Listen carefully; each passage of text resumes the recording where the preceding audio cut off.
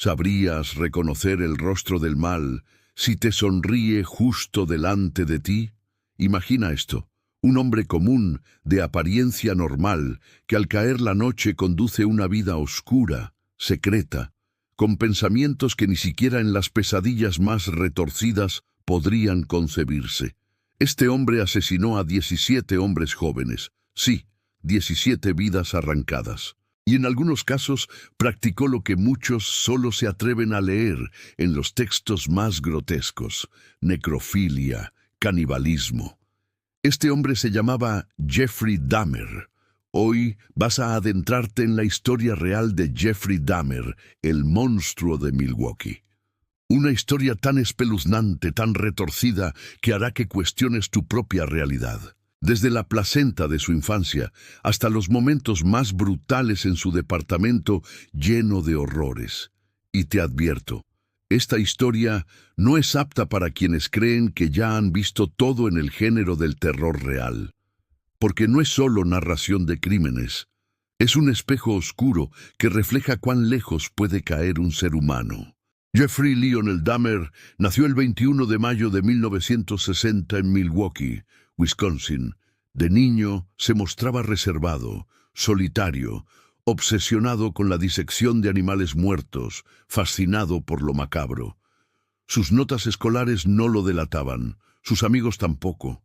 Era un chico común, hasta que los huesos de criaturas muertas ya no fueron suficientes. Su primer asesinato ocurrió en 1978, apenas terminando la secundaria, cuando Lars Hick, un joven autoestopista, desapareció luego de acompañarlo en su coche para unas bebidas. Dahmer lo mató, lo desmembró y enterró los restos en su jardín, esperando que nadie lo descubriera. Durante los años siguientes, Dahmer continuó con una vida aparentemente normal: trabajos pasajeros, relaciones fugaces, anonimato social. Pero lo que la mayoría no sabía era que detrás de cada sonrisa amable, detrás de cada puerta cerrada de su departamento, había un secreto terrible. Personas que lo conocían mencionaban olor nauseabundo procedente de su apartamento, sonidos extraños y molestias de los vecinos. Sin embargo, la policía descartaba frecuentemente las denuncias por no ver pruebas contundentes o por la marginalización de las víctimas, muchas veces jóvenes, de minorías raciales, gays o latinos, lo cual añadió un matiz de silencio oficial que permitió que Dahmer continuara sus crímenes por años sin ser detenido. Estos primeros años ya contenían el germen del horror extremo que crecería.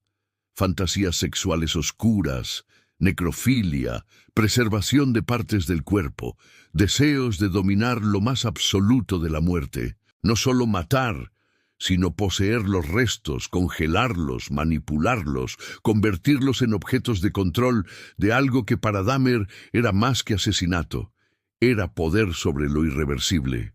A partir de los años 80, Dahmer escaló. Algunos de sus crímenes implicaban luring, engañar a sus víctimas con promesas. Ven, te doy algo de dinero, unas fotos, persuadirlas desde bares, malls, fiestas. Jóvenes de confianza bajaban a su apartamento con la esperanza de amistad o ayuda, ignorando que para él eran meros instrumentos para sus fantasías más extremas. Una vez en su apartamento, Dahmer drogaba a las víctimas, las estrangulaba, desmembraba. A veces conservaba cráneos, huesos, partes de cuerpos en refrigeradores, freezers, congeladores. Algunos órganos fueron consumidos, un brazo aquí, el corazón allá, partes que él admitió haber comido mínimamente o conservado como trofeos. Había un silencio macabro en su apartamento. Ruidos de tijeras, de huesos cortados, de carne manipulada, fotografías espeluznantes que mostraban restos de cuerpos. Y cada crimen era más valiente en perversión que el anterior. Necrofilia, canibalismo, preservación, actos que parecían salidos de una pesadilla. Dahmer no solo quería matar, quería que sus víctimas existieran de alguna forma después de la muerte. Y el horror no solo estaba en el acto, sino en la evidencia del acto. Fotografías, congeladores llenos, partes de cuerpos. Un museo privado de muerte que horrorizaba incluso a quienes lo investigaban. El mundo comenzó a despertar cuando una de sus víctimas, Tracy Edwards, logró escapar del apartamento de Dahmer en 1991. Escapó, herido, con esposas puestas, y alertó a la policía. Lo que la policía encontró al entrar fue una escena que muchos describen como indescriptible. Restos humanos, cajas con cabezas, congeladores, fotografías de cadáveres. Dahmer fue arrestado el 22 de julio de 1991. Comenzó su juicio. El mundo entero observaba horrorizado.